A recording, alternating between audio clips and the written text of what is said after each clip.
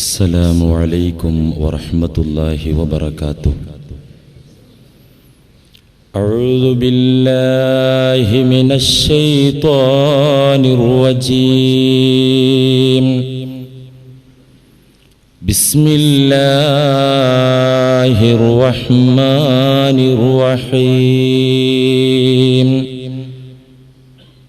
الحمد لله رب العالمين والعاقبة للمتقين. الصلاة والسلام على سيدنا ومولانا وحبيب ربنا وطبيب لبنا أبي القاسم محمد خاتم الأنبياء والمرسلين ورسول رب العالمين معلم البشرية من لدن حكيم خبير وعلى آله الطيبين الطاهرين وعلى أصحابه أجمعين. أما بعد، أعوذ بالله من الشيطان الرجيم. بسم الله الرحمن الرحيم. وإن من شيء إلا عندنا خزائنه وما ننزله إلا بقدر معلوم. صدق الله مولانا العظيم. المؤمن القوي خير وأحب إلى الله من المؤمن الضعيف وفي كل خير. صدق رسول الله. الحمد لله حمدا دائما أبدا والحمد لله ثم الحمد لله. الحمد لله رب العالمين على ما كان يلهمني. الحمد لله.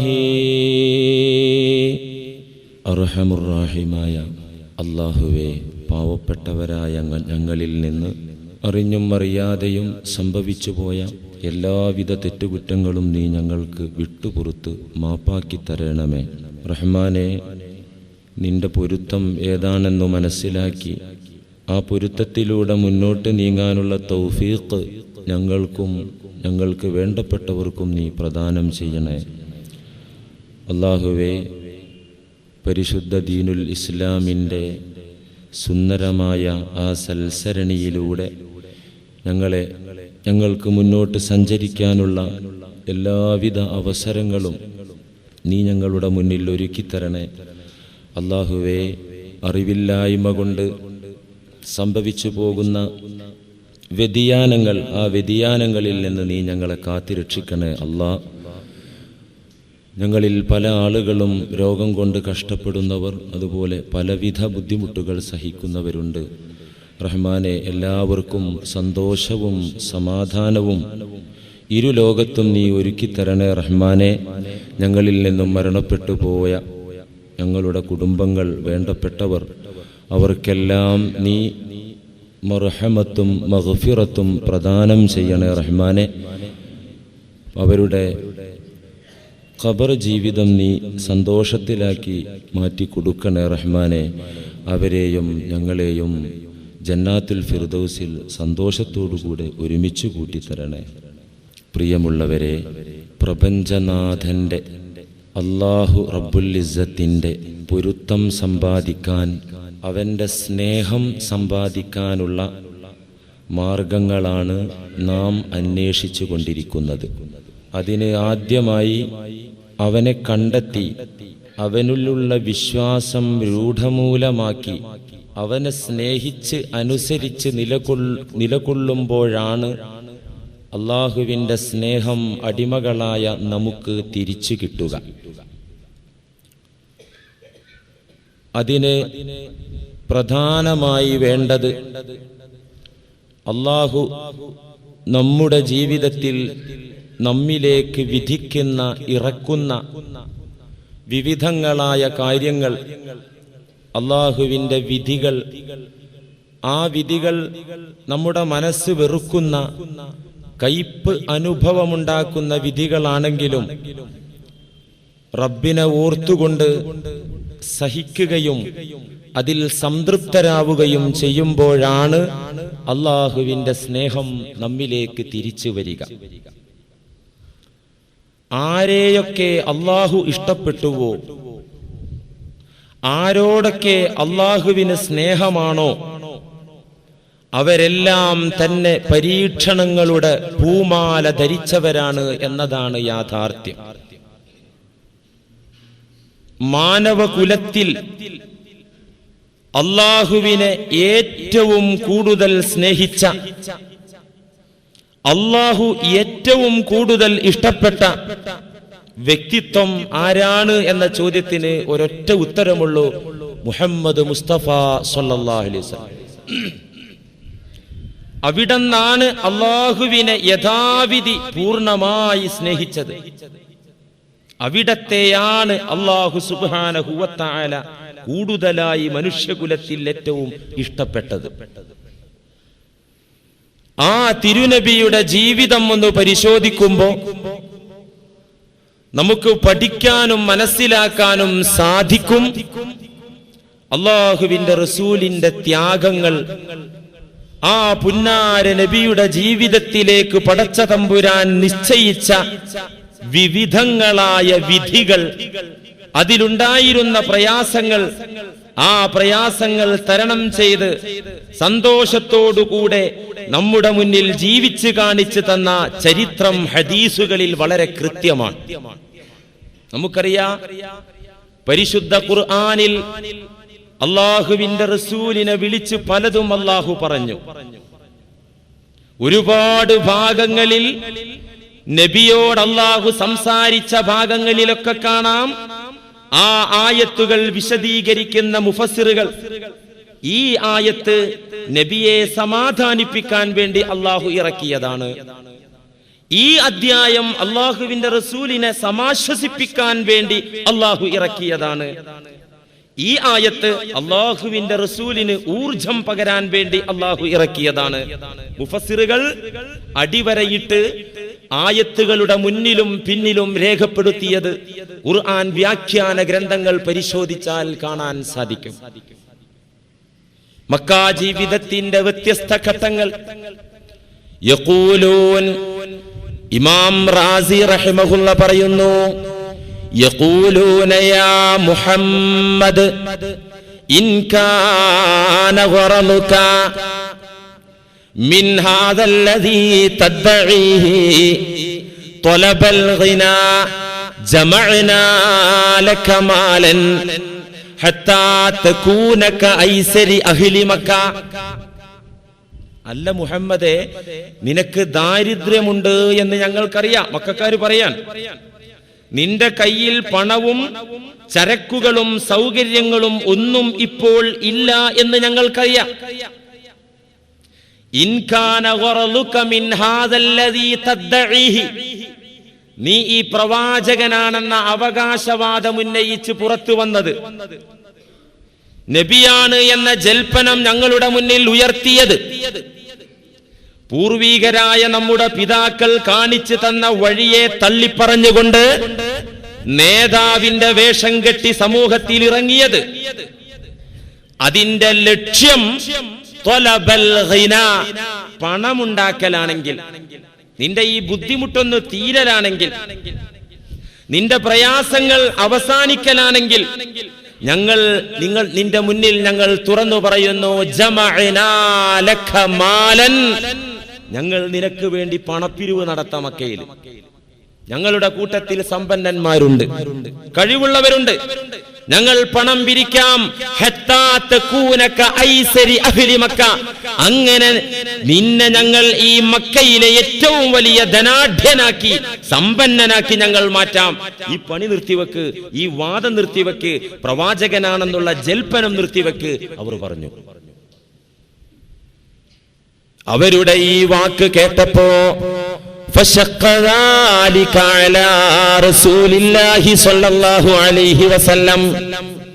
നബി തങ്ങൾക്ക് മനപ്രയാസമായി, വിഷമമായി. എന്തിലാ വിഷമമെന്നറിയോ? ഫഖീറെ, 10 കാശിന് ഗതിയില്ലാത്തവനെ എന്ന അവരുടെ വിളി കേട്ടിട്ടുണ്ടായ മനപ്രയാസമല്ല. അതിലൊന്നും നബി തങ്ങൾക്ക് പ്രയാസം ഉണ്ടാകാൻ പാടില്ലല്ലോ. അവരുടെ ആക്ഷേപം കൊണ്ട് തളർന്നതല്ല, അവരുടെ വിമർശനം കൊണ്ട് തകർന്നതല്ല.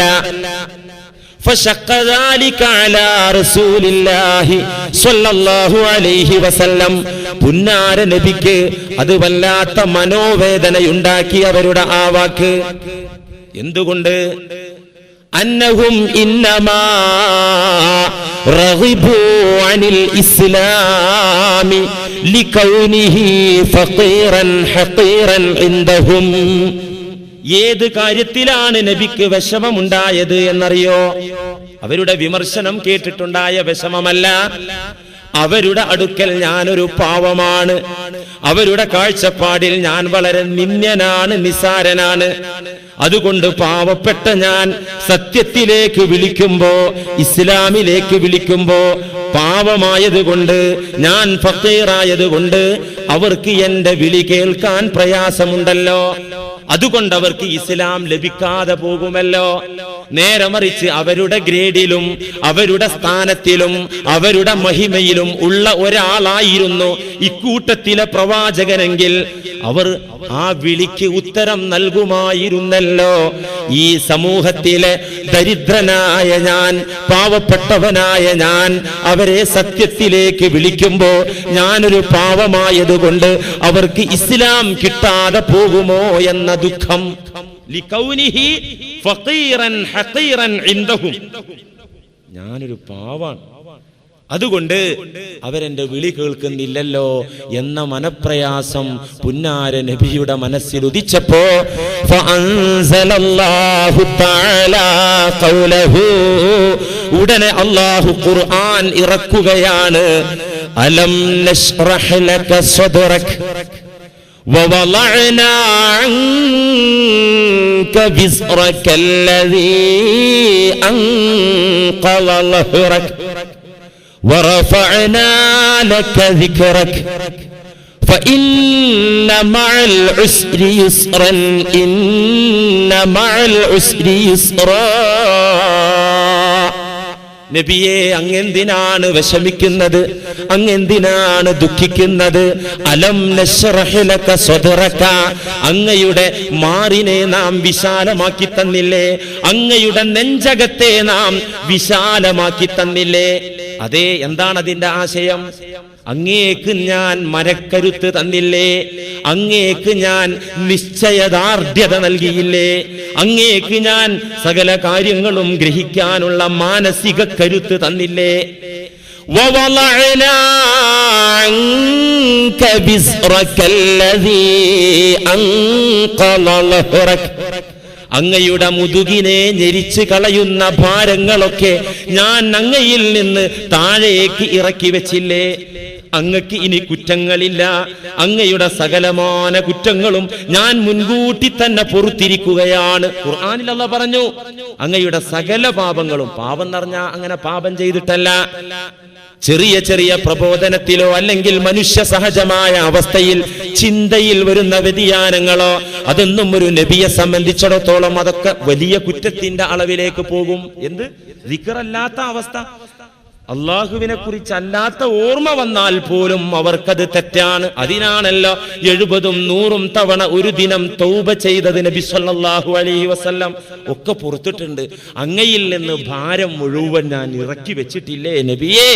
വറഫഅനാ ലക ദിക്റക, അങ്ങയുടെ യശസ് നാം ഉയർത്തിയില്ലേ നബിയേ, അങ്ങയുടെ കേളി ഞാൻ ഉയർത്തിയില്ലേ നബിയേ, അങ്ങയെ ഞാൻ ലോകത്ത് പ്രസിദ്ധനാക്കിയില്ലേ നബിയേ. നബിയെപ്പോലെ അള്ളാഹു മറ്റാരെയാണ് പ്രസിദ്ധനാക്കിയത് ഈ ലോകത്ത്? നബിയെപ്പോലെ മറ്റാരെ പ്രസിദ്ധനാക്കിയത്? ഉരുണ്ട ഭൂമിയിൽ ജനവാസമുള്ള മേഖലകളിൽ ആ പുന്നാര നബിയുടെ നാമം ഓരോ മണിക്കൂറുകളിലും പറയപ്പെട്ടുകൊണ്ടിരിക്കുകയാണ്. വാങ്കുവിളി അഷ്ഹദു അന്ന മുഹമ്മദർ റസൂലുള്ളാഹ് 14 നൂറ്റാണ്ട് മുമ്പ് ഭൂമിയിൽ ഉയർന്നു കേട്ട അത്രയല്ല ഇന്ന് കേൾക്കുന്നത്. പള്ളി എണ്ണം കൂടുകയാണ്, ആളുകൾ കൂടുകയാണ്. ഇനി അടുത്ത നൂറ്റാണ്ടിലും അടുത്ത ആണ്ടുകൾ മുന്നോട്ട് പോകുമ്പോ ആ പ്രഖ്യാപനം വർദ്ധിച്ച് ഇൻഷാ അല്ലാഹ് ഖിയാമത്ത് നാൾ വരെ ഭൂമുഖത്ത് പുന്നാര നബിയുടെ നാമം ഉയർന്നുയർന്ന് കേട്ടുകൊണ്ടിരിക്കുകയാണ്. അതാ പറഞ്ഞത് വറഫഅനാ ലക ദിക്റക. അങ്ങെന്തിനാ വിഷമിക്കുന്നത്? പിന്നെ പ്രയാസമാണോ? ദാരിദ്ര്യത്തിന്റെ പ്രതിസന്ധിയുണ്ടോ? നാട്ടുകാരുടെ എതിർപ്പുണ്ടോ? സത്യനിഷേധികളുടെ വിമർശനമുണ്ടോ? ഫഇന്ന മഅൽ ഉസ്രി യുസ്റാ, ഇന്ന മഅൽ ഉസ്രി യുസ്റാ. അങ്ങയുടെ കേളി ഉയർത്തി, അങ്ങയിലുള്ള ഭാരങ്ങൾ ഇറക്കി വെച്ചു, അങ്ങയുടെ നെഞ്ചകത്തെ ഞാൻ വ്യാപ്തി കൂട്ടി. പിന്നെ പ്രയാസമുണ്ട് എന്നുള്ളതല്ലേ പ്രശ്നം? അറിഞ്ഞോളൂ നബിയേ, ഫഇന്ന മഅൽ ഉസ്രി യുസ്റൻ, ഇന്ന മഅൽ ഉസ്രി യുസ്റാ. പ്രയാസത്തോടൊപ്പമാണ് എളുപ്പം, നിശ്ചയം, തീർച്ച. പ്രയാസത്തോടൊപ്പമാണ് എളുപ്പം. പ്രയാസം കഴിഞ്ഞിട്ട് എളുപ്പം എന്നല്ല പറഞ്ഞത്. ഖുർആന്റെ ഭാഷ, അള്ളാഹുവിന്റെ പ്രയോഗം, അതിലൊക്കെ കാര്യം ഉണ്ടാവും. പ്രയാസത്തിന്റെ കൂടെയാണ് എളുപ്പം, പ്രയാസം കഴിഞ്ഞിട്ട് എളുപ്പം വരും എന്നല്ല പറയുന്നത്. ഫഇന്ന മഅൽ മഅയ്യത്ത്, ഫഇന്ന മഅൽ ഉസ്രി യുസ്റൻ, ഇന്ന മഅൽ ഉസ്രി യുസ്റാ. പ്രയാസത്തിന്റെ കൂടെയാണ് എളുപ്പമുള്ളത് നബിയേ. ഈ വചനം ഇറങ്ങി കിട്ടിയപ്പോ ഇമാം ബൈഹഖിയും ഹാക്കിമുമെല്ലാം ഉദ്ധരിക്കുന്ന ഹദീസിൽ കാണാം, റസൂലുള്ള ചിരിച്ചും കൊണ്ട് പറയാണ് ഫഇന്ന മഅൽ ഉസ്രി യുസ്റൻ, ഇന്ന മഅൽ ഉസ്രി യുസ്റാ. ഇതിങ്ങനെ ആവർത്തിച്ചു കൊണ്ടിരിക്കുകയാണ്, ചിരിച്ചുകൊണ്ട് സന്തോഷത്തോടുകൂടെ ലോകത്തോടത് പ്രഖ്യാപിച്ചു കൊണ്ടിരിക്കുകയാണ്.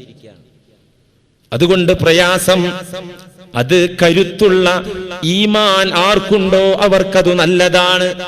അല്ലാത്ത ആളുകൾ ഉള്ള ഈമാൻ പോകാൻ ചിലപ്പോൾ ഇടയാകും. അള്ളാഹു കാത്തിരക്ഷിക്കട്ടെ.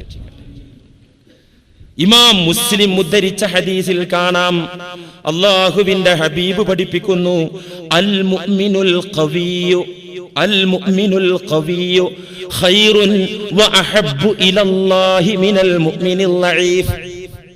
അൽ മുഅ്മിനുൽ ഖവിയ്യു, കരുത്തനായ മുഅ്മിൻ, ശക്തനായ മുഅ്മിൻ, ഖൈറുൻ, അവൻ ഉത്തമനാണ്, വ അഹബ്ബു ഇലല്ലാഹ്, അല്ലാഹുവിന് അവനെ ഏറ്റവും ഇഷ്ടമാണ്. ആരെ? കരുത്തനായ മുഅ്മിനിനെ. അൽ മുഅ്മിനുൽ ഖവിയ്യു, അവനാണ് ഉത്തമൻ, അവനെയാണ് അല്ലാഹുവിന് ഏറ്റവും ഇഷ്ടം. മിനൽ മുഅ്മിനിൽ ലഈഫി, ബലഹീനനായ മുഅ്മിനിനേക്കാൾ, ശക്തി കുറഞ്ഞ വിശ്വാസിയേക്കാൾ. എന്ന് വെച്ചാല് നീ നാളെ തൊട്ട് ബോഡി ഫിറ്റ്നസ് സെന്ററിലേക്ക് ആരും പോകാനൊന്നും ഒരുങ്ങണ്ട. മസിൽ പവറിനെ കുറിച്ചല്ല ഈ പറയുന്നത്, മെയ്ക്കരുത്തിനെ കുറിച്ചല്ല പറയുന്നത്, തടിമിടുക്കിനെ കുറിച്ചല്ല പറയുന്നത്, മാനസിക കരുത്തിനെ കുറിച്ചാണ് പറയുന്നത്. ശക്തനായ മുഅ്മിൻ അല്ലാഹു എങ്ങനെ പരീക്ഷിക്കുമ്പോഴും അല്ലാഹു എന്ത് വിധി അവന്റെ ജീവിതത്തിലേക്ക് ഇട്ടുകൊടുക്കുമ്പോഴും കരുത്തോടെ പിടിച്ചു നിൽക്കുന്ന മുഅ്മിനിനെ എന്തിഷ്ടമാണ് അല്ലാഹുവിന്. ഏറ്റവും കൂടുതൽ പൊരുത്തമാണ് അത്തരത്തിലുള്ള മുഅ്മിനീങ്ങളോട് അല്ലാഹു റബ്ബുൽ ഇസ്സത്തിനെന്ന്. എന്നിട്ട് പറയാ വഫീ കുല്ലിൻ ഖൈർ, എല്ലാ മുഅ്മിനീങ്ങളിലും ഗുണമുണ്ട് കേട്ടോ. ഈ ദുർബലരായ മുഅ്മിനീങ്ങളാണെങ്കിലും ഖൈറുണ്ട്. ആപേക്ഷികമായി അല്ലാഹുവിന് ഇഷ്ടം ഈ കരുത്തനെയാണ്. എന്നിട്ട് പറയാണ് റസൂലുള്ളാഹി സ്വല്ലല്ലാഹു അലൈഹി വസല്ലം വ ഇന്ന സാബക ശൈഉൻ, എന്റെ പ്രിയപ്പെട്ട സഹോദര ശരിക്കും മനസ്സിലാക്കിക്കോളൂ, വ ഇൻ അസ്വാബക ശൈഉൻ, വല്ല മുസീബത്തും നിങ്ങൾക്ക് വന്നാൽ, വല്ല കഷ്ടപ്പാടും നിങ്ങൾക്ക് വന്നാൽ, വല്ല പ്രതിസന്ധിയും നിങ്ങൾക്ക് വന്നാൽ, ഫലാ തഖുൽ, നിങ്ങൾ ഒരിക്കലും പറഞ്ഞു പോകരുത് ലൗ അന്നീ ഫഅൽതു കാന കദാ വകദാ. ഇമാം മുസ്ലിം സ്വഹീഹിൽ ഉദ്ധരിച്ച ഹദീസാണ്. നിങ്ങൾക്ക് വല്ല മുസീബത്തും വന്നാൽ നിങ്ങൾ പറയരുത് ലൗ അന്നീ ഫഅൽതു കാന കദാ വകദാ, ഞാൻ അങ്ങനെ ചെയ്തിരുന്നെങ്കിൽ ഈ ഒരു വിപത്തിൽ പെടില്ലായിരുന്നു, അങ്ങോട്ട് പോയില്ലായിരുന്നുവെങ്കിൽ ആ കുഴിയിൽ ഞാൻ വീഴില്ലായിരുന്നു എന്ന് നിങ്ങൾ പറയരുത്. വലാകിൻ ഖുൽ, നിങ്ങൾ പറയേണ്ടത് ഖദ്ദറല്ലാഹു വമാ ശാഅ ഫഅല. പിന്നെന്താ പറയേണ്ടത്? ഞാൻ അങ്ങോട്ട് പോയത് കൊണ്ടാണല്ലോ ആ കുഴിയിൽ ഞാൻ വീണത്, ഞാൻ അന്നത് പറഞ്ഞത് കൊണ്ടാണല്ലോ പെട്ടുപോയത് എന്ന് പറയരുത്. അല്ലാഹുവിന്റെ റസൂൽ നമ്മളെ ഉപദേശിക്കാൻ പറയരുത്.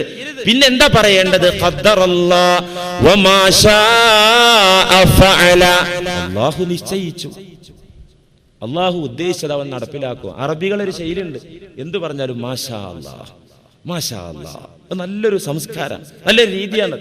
പക്ഷെ ഒരു നാവുകൊണ്ട് മാഷാ അല്ലാഹ് പറയട്ടെ, എന്തിനും അള്ളാന്റെ പേര്, എന്തിനും വല്ലാഹ്, എന്തിനും യാ അല്ലാഹ്. തമ്മാടിത്തരം പറയാ, വ്യഭിചരിക്കാൻ ആളെ കൂട്ടിക്കൊണ്ടു യാ അല്ലാഹ് സുറ യാ അല്ലാഹ്, അങ്ങനെ അള്ളാനെ ഇടപെടുത്താനും പാടില്ല. അതുമാണല്ലോ മനസ്സിലാക്കാൻ. അപ്പൊ പറഞ്ഞു വരുന്നത് എന്താ? നിങ്ങൾ അങ്ങനെ ലൗ പറയരുത്. പിന്നെയോ ഖദ്ദറല്ലാഹു വമാ ശാഅ അല്ലാഹു വമാ ശാഅ ഫഅല എന്ന് പറയണം.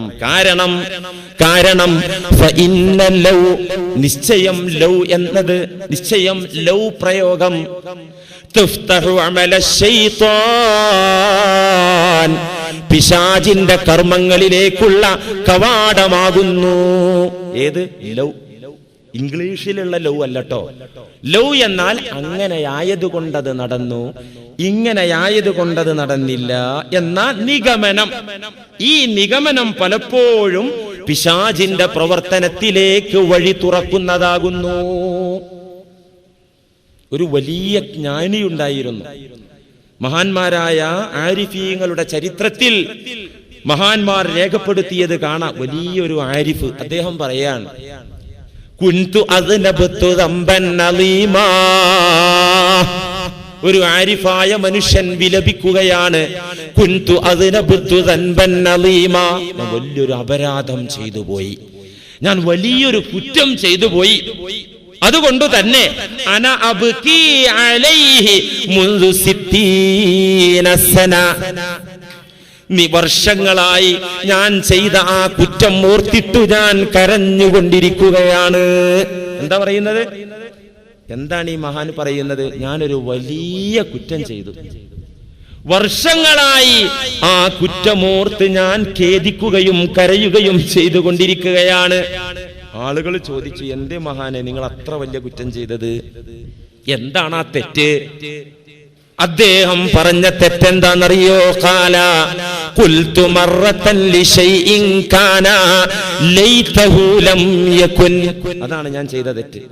ഖുൽതു മറത്തൻ ലിശൈഇൻ കാന ലൈതഹു ലം യകുൻ.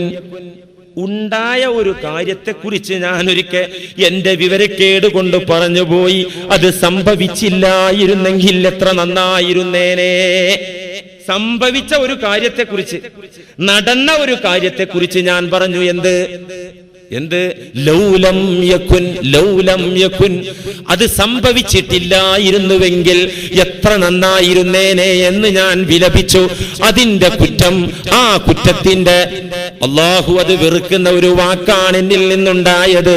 അത് ഓർത്തിട്ട് ഞാൻ വർഷങ്ങളായി ദുഃഖത്തിലാണ്, കരച്ചിലാണെന്ന് ആ മഹാൻ പറയുന്നു. എന്തുകൊണ്ടാ ആ മഹാൻ അത് വലിയ കുറ്റായി തോന്നിയത്? അള്ളാഹുവിന്റെ റസൂൽ പഠിപ്പിച്ചു, നിങ്ങളുടെ നിഗമനം പലപ്പോഴും, നിഗമനം എന്ന് പറഞ്ഞാൽ നിങ്ങളുടെ കാൽക്കുലേഷൻ ആണല്ലോ, അതിനപ്പുറത്ത് അള്ളാഹുവിന്റെ പ്രവർത്തനം, അള്ളാഹുവിന്റെ ഖദർ, അള്ളാഹുവിന്റെ ഖലാ. കാൽക്കുലേഷൻ പലപ്പോഴും പിശാചിന്റെ മാർഗത്തിലേക്ക് വഴി തുറക്കും. ഇന്നിപ്പോ കണക്ക് കൂട്ടലിന്റെ ദിവസമാണല്ലോ അല്ലെ? എന്ത് കണക്ക് കൂട്ടല്? അതുകൊണ്ട് വോട്ട് കൂടി, ഇതുകൊണ്ട് വോട്ട് കുറഞ്ഞു എന്ന് കണക്ക് കൂട്ടലിന്റെ ദിവസമാണ്, വിലയിരുത്തലിന്റെ ദിവസമാണ്. ഇവിടുന്ന് അങ്ങോട്ട് ഇറങ്ങാൻ കാത്തു നിൽക്കുകയുള്ളോ നമ്മളൊക്കെ അല്ലേ? അപ്പൊ കണക്ക് കൂട്ടലിന്റെ ദിവസമാണ്. അതുപോലെ തന്നെ ചില മുഖങ്ങൾ സന്തോഷം കൊണ്ട്, വിജയാഹ്ലാദത്തിന്റെ സന്തോഷം കൊണ്ട് ചില മുഖങ്ങൾ വെളുത്ത ദിവസമാണ്. വേറെ ചില മുഖങ്ങൾ പരാജയത്തിന്റെ കയ്പനുഭവം കൊണ്ട് കറുത്ത ദിവസമാണ് അല്ലെ? എനിക്ക് ഓർമ്മ വരുന്നത് ഖുർആനിലെ ഒരു ആയത്താണ്, യൗമ തബിയല്ലു വുജൂഹ് വതസ്വദ്ദു വുജൂഹ്. അല്ലാഹു പറഞ്ഞു, യൗമ തബിയല്ലു വുജൂഹ് വതസ്വദ്ദു വുജൂഹ്. ചില മുഖങ്ങൾ വെളുക്കുന്ന ദിവസം. അതേതാ ദിവസം? ഖിയാമത്ത് ദിവസം. ചില മുഖങ്ങൾ വെളുക്കുന്ന ദിവസം, ചില മുഖങ്ങൾ കറുക്കുന്ന ദിവസം. ഇന്ന് എന്റെയും നിങ്ങളുടെയും മുഖം കറുത്തിട്ടും വെളുത്തിട്ടുമുണ്ടെങ്കിൽ അത് പാർട്ടിയുടെ വിജയപരാജയം കാരണമായിട്ടാണ്. ആ വിജയപരാജയം തന്നെ 5 വർഷത്തേക്കുള്ള വിജയപരാജയമാണ് അല്ലെ? അതുകൊണ്ടാണ് വെളുത്തിട്ടും കറുത്തിട്ടുള്ളത്. എന്നാൽ അല്ലാഹു ഈ പറഞ്ഞ വെളുപ്പും കറുപ്പും,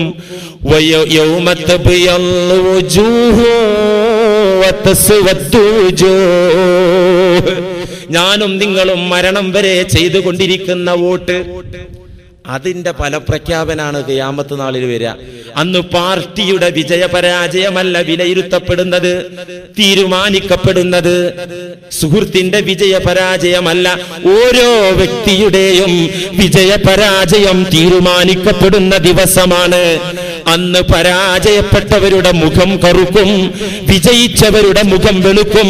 ആ വിജയപരാജയം 5 വർഷത്തേക്കോ 50 വർഷത്തേക്കോ അല്ല, കാലാകാലമാണ്.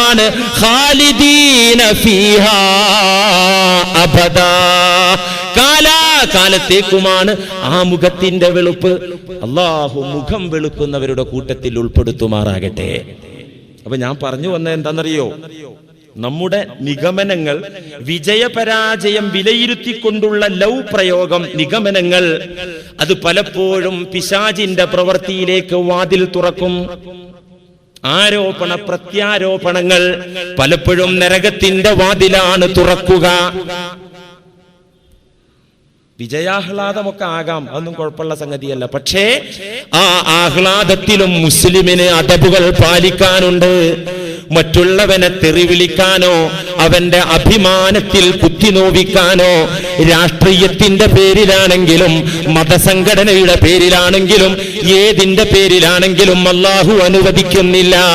ഇന്ന സമഅ വൽ ബസറ വൽ ഫുആദ കുല്ലു ഉലൈക കാന അൻഹു മസ്ഊലാ.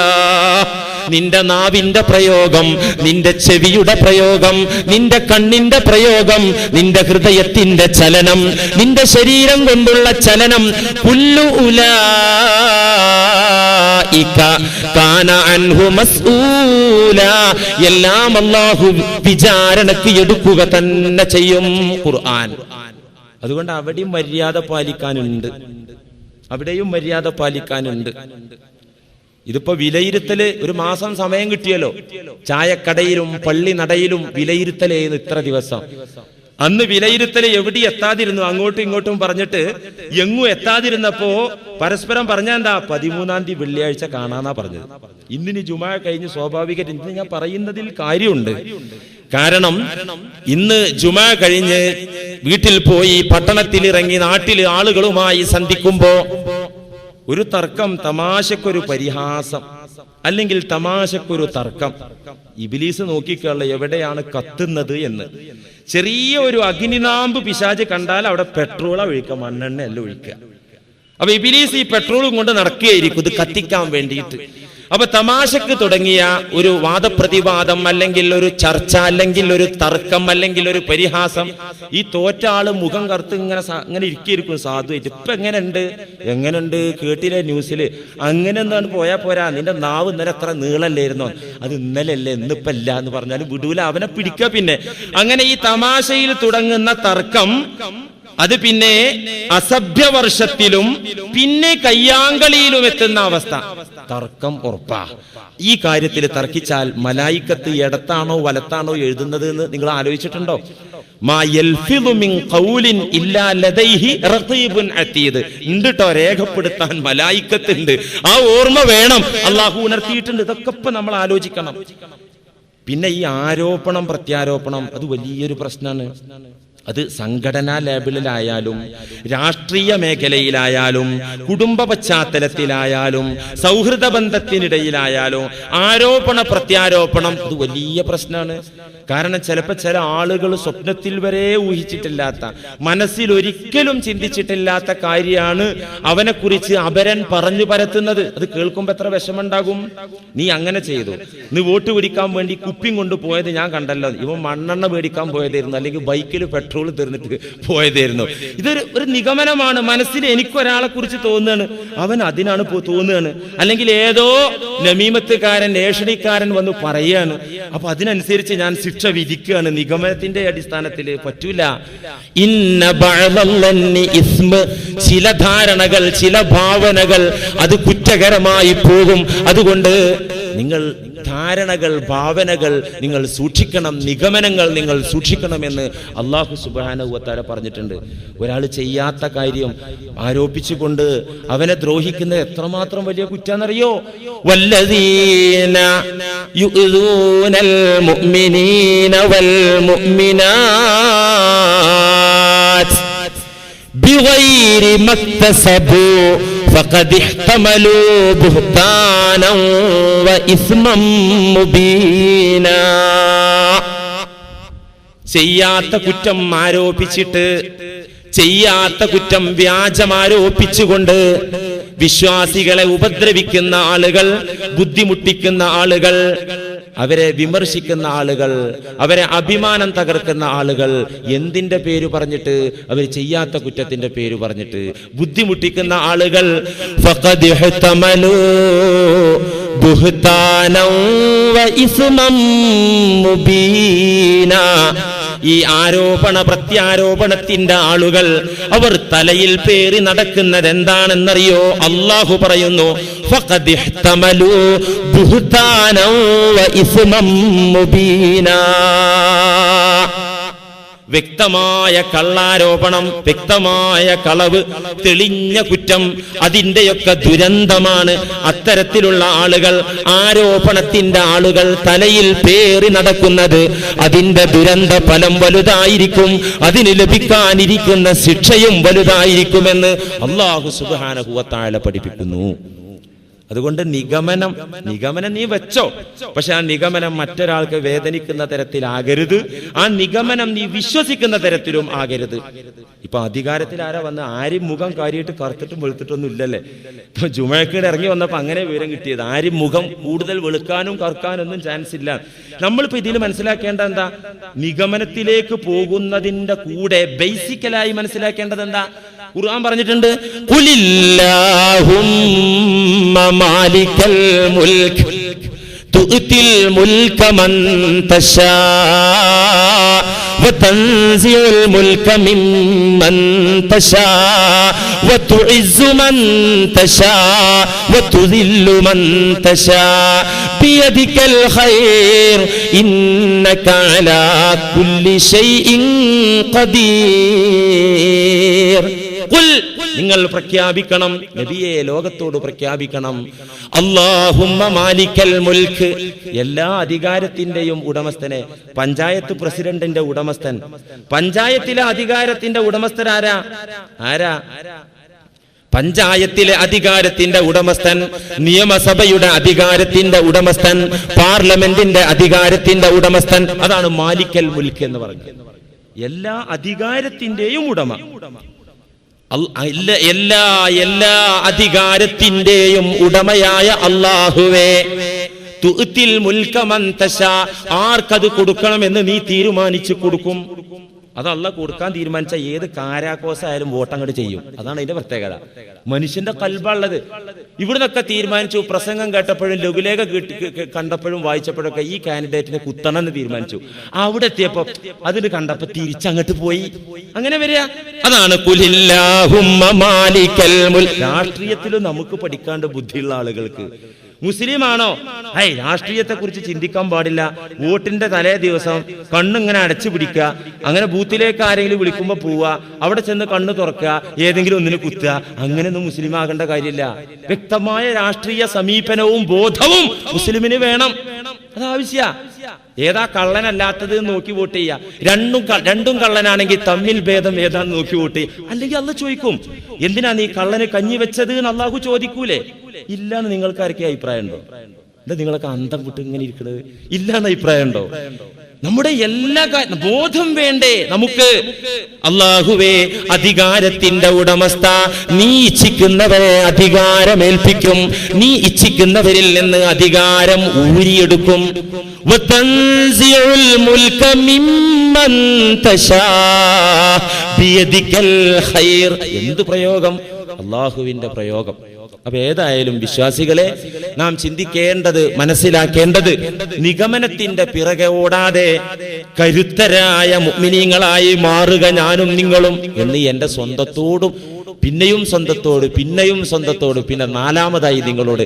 കരുത്തനായ മുഅ്മിനിന്റെ യോഗ്യത എന്താ? അവൻ നിഗമനത്തിന്റെ പിറകെ പോവൂല. അവൻ സബബുകളുമായി ബന്ധപ്പെടും, സബബുകളെ ഇലാഹാക്കൂല. സബബുകളുമായി ബന്ധപ്പെടുന്നത് ആർക്കു വേണ്ടിയാണ്? അള്ളാഹുവിന് വേണ്ടി. മനസ്സിലായില്ലേ നിങ്ങൾക്ക്? അവൻ പണിക്ക് പോകും, അവൻ തൊഴിലിന് പോകും, അവൻ കച്ചവടത്തിന് പോകും. എന്തിന്?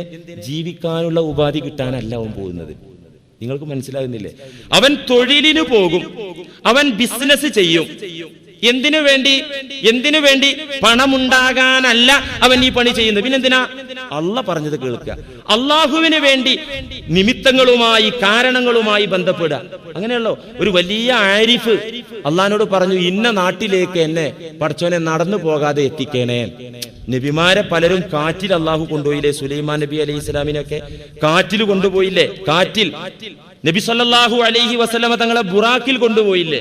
അപ്പൊ ഒരു ജ്ഞാനി പറഞ്ഞു, പടച്ചോനെ ഇന്ന നാട്ടിലേക്ക് എന്നെ അങ്ങോട്ട് എത്തിക്കുക. അള്ളാഹ് പറഞ്ഞു, എനിക്ക് അങ്ങനെ എത്തിക്കാൻ പറ്റും നിന്നെ. പക്ഷെ നീ നടന്ന് സബബിന്റെ അടിസ്ഥാനത്തിൽ, ഭൂമിയിലെ സമ്പ്രദായത്തിന്റെ അടിസ്ഥാനത്തിൽ കാലുകൊണ്ട് നടന്നെത്തുന്നതാണ് എനിക്കിഷ്ടം. ഇല്ലാതെ എത്തിക്കാൻ പറ്റും. അപ്പൊ സബബുകളുമായി, ദുന്യാവിലെ കാര്യകാരണ ബന്ധങ്ങളുമായി ഞാനും നിങ്ങളും ഇടപെടുന്നതും ഇടപഴകുന്നതും ബന്ധപ്പെടുന്നതും അള്ളാഹുവിന് ഇഷ്ടാണ്. തൊഴിൽ ചെയ്യുന്നത് ഇഷ്ടാണ്, കച്ചവടം ചെയ്യുന്നത് ഇഷ്ടാണ്. അപ്പൊ ഞാനും നിങ്ങളും തൊഴിലും കച്ചവടം ചെയ്യുന്നത് എന്തിനാ? അള്ളാഹ് പറഞ്ഞതുകൊണ്ട്, അള്ളാഹ്ക്ക് ഇഷ്ടമുണ്ടായതുകൊണ്ട് എന്നല്ലാതെ ഏതിനല്ല? പണം ഉണ്ടാകാനല്ല. ഇതാ ഞാൻ പറയുന്നത്. അപ്പൊ നിഗമനങ്ങൾ, നമ്മുടെ കാൽക്കുലേഷനുകൾ അതങ്ങ് മാറ്റിവെച്ച് നാം നമ്മുടെ ഡ്യൂട്ടി ചെയ്യാ. ബാക്കി അല്ലാഹു കൈകാര്യം ചെയ്യും.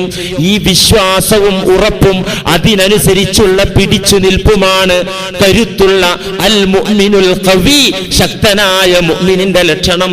ചരിത്രത്തിൽ എത്രയെത്ര കരുത്തന്മാരായ മുഅ്മിനീങ്ങൾ വന്നു, എത്രയെത്ര കരുത്തന്മാര് വന്നു.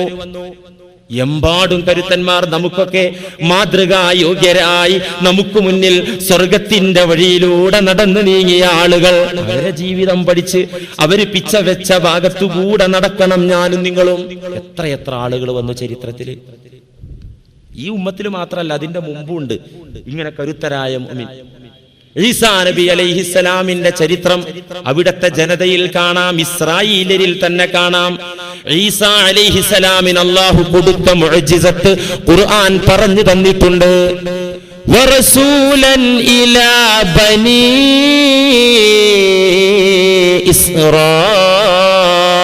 ഇസ്രായീൽ.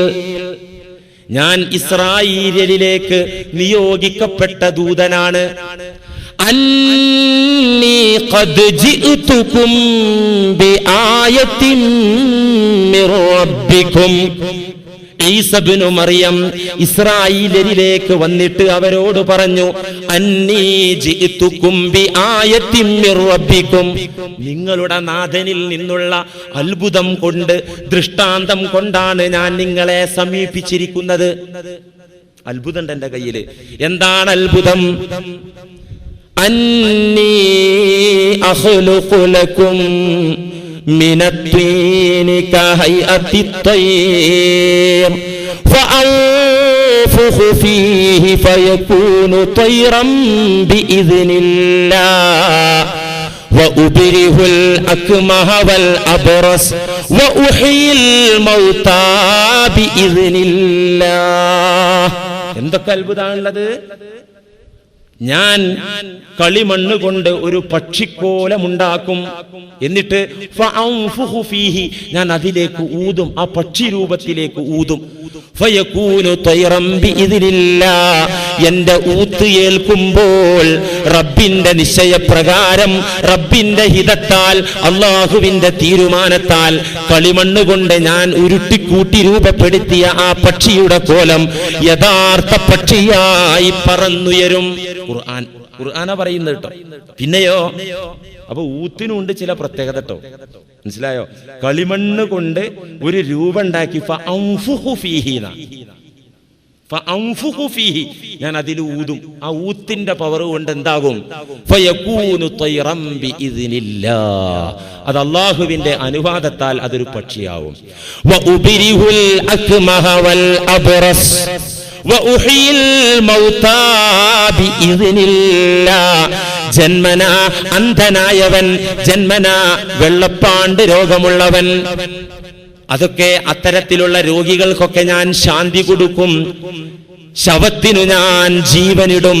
ചത്തേച്ചാകത്തിന് ജീവൻ നീടിച്ചോവർ ചാകും കീലശത്തെ നന്നാക്കി വിത്തോവർ. നബിമാർക്കും ഔലിയാക്കൾക്കും അള്ളാഹു കൊടുത്ത കഴിവാണത്. വഉഹ്യിൽ മൗതാ ബിഇദ്നില്ലാഹ്, ഞാൻ ജീവിപ്പിക്കും. ഏതിനെ? ശവത്തെ. വയുഹ്യില്ലാഹു എന്നല്ല പറയുന്നത്, ഞാനിങ്ങനെ നിന്നൊടുക്കും, അള്ളാഹു ആണ്ട് ജീവിപ്പിക്കും എന്നല്ല. ഇനിയിപ്പോ ഈ ഇടയിലുള്ള ആളെ ആവശ്യമുണ്ടോ? ഈ മനുഷ്യൻ അള്ളാഹു കൊടുത്ത മഹത്വമാണ് അതിലൂടെ പ്രകടമാകുന്നത്. അള്ളാഹുവിന്റെ കുദറത്ത് ഈ മനുഷ്യന്റെ മഹാത്മ്യമായി മനസ്സിലാകാണ്. വഉഹ്യിൽ മൗതാ, ശവത്തിന് ഞാൻ ജീവനിടും. ബിഇദ്നില്ലാഹ്, തന്നിഷ്ടപ്രകാരമല്ല, അള്ളാഹുവിന്റെ അനുവാദത്താൽ. ഖുർആൻ പറഞ്ഞാണല്ലോ. എവിടെ ഈസാ നബി ജീവിപ്പിച്ചത്? എവിടെ ഈസാ നബി രോഗികൾക്ക് ശാന്തി കൊടുത്തത്? ചരിത്രത്തിലും തഫ്സീറിലും എമ്പാടും കാണാം. ഒരൊറ്റ സംഭവം പറഞ്ഞുതരാം.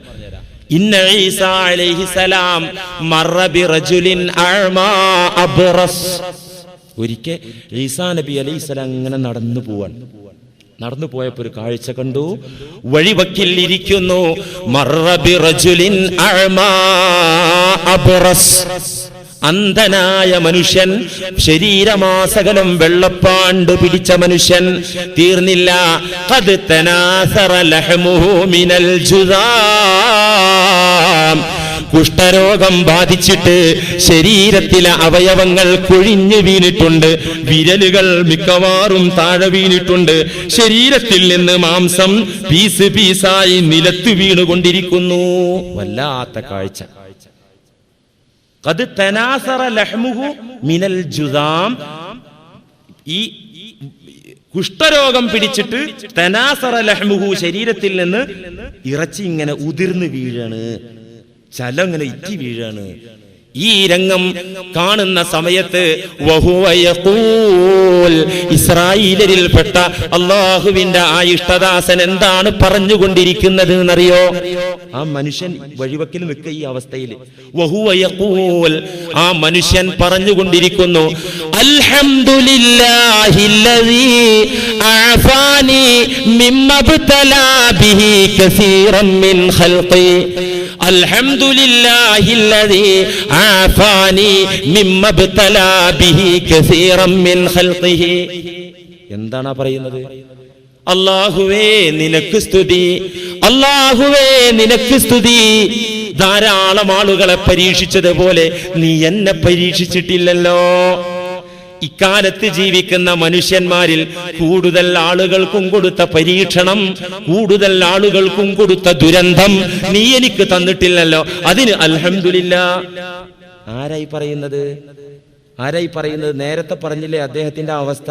ആ അവസ്ഥയിലുള്ള ആള് പറയാ, പടച്ചവനെ കുറെ ആളുകളെ നീ പരീക്ഷിച്ചിട്ടുണ്ട്, അതുപോലെ ഒന്നും നീ എന്നെ പരീക്ഷിച്ചിട്ടില്ലല്ലോ, അതിന് നിനക്ക് സ്തുതി, നന്ദി. ഇത് കണ്ട ഈസാ അലൈഹിസ്സലാം ചോദിച്ചു, യാ ഹാദാ അയ്യു ശൈഇൻ മിനൽ ബലാഇ അറാഹു മസ്റൂഫൻ അൻക.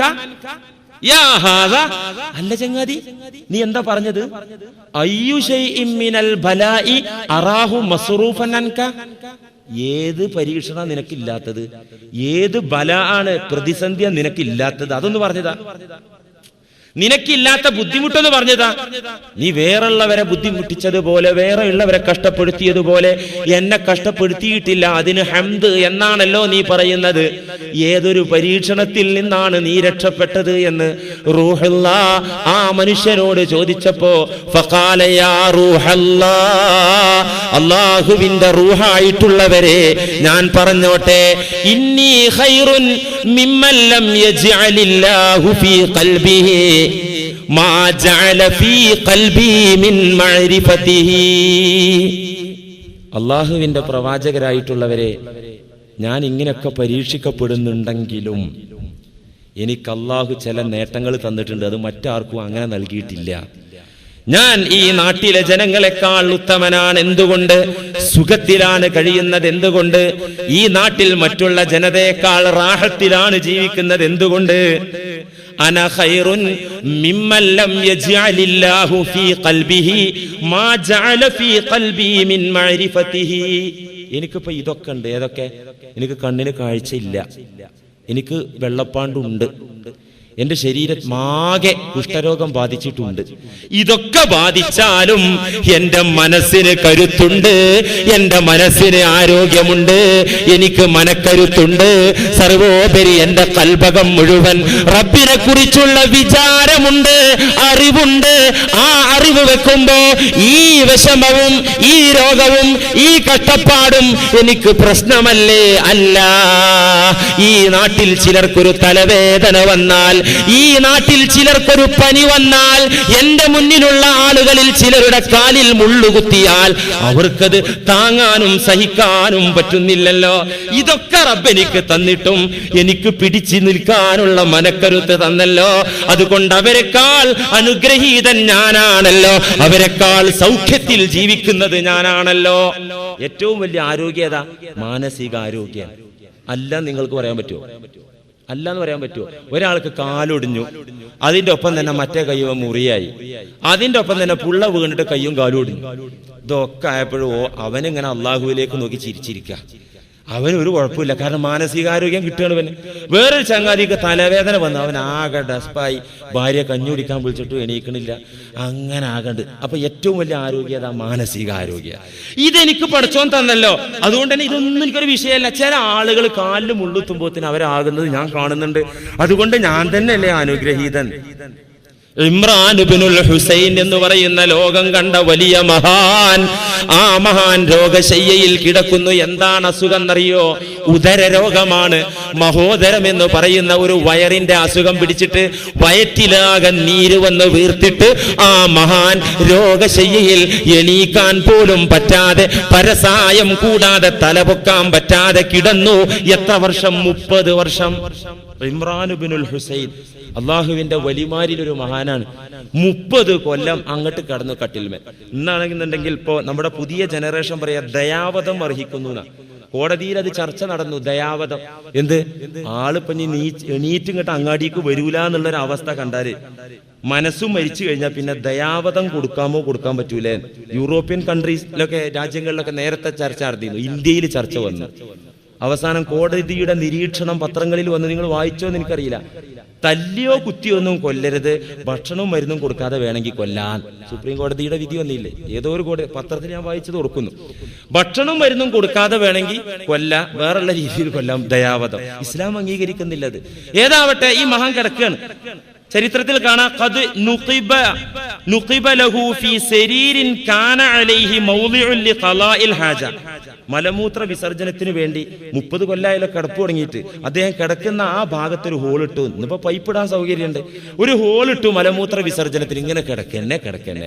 പല ആളുകളും ഈ മഹാനെ സന്ദർശിക്കാൻ വന്നു. കൂട്ടത്തിൽ ഫദഖല അലൈഹി മുത്തരിഫുൻ വഅഖൂഹുൽ അലാഉ റഹിമഹുമല്ലാഹ്. അക്കാലത്തെ പണ്ഡിതന്മാരിൽ പ്രമുഖരായ മുത്തരിഫും സഹോദരൻ അലാഉം അങ്ങോട്ട് കേറി വന്നിട്ട് ഫജഅല മുത്തരിഫുൻ യബ്കി.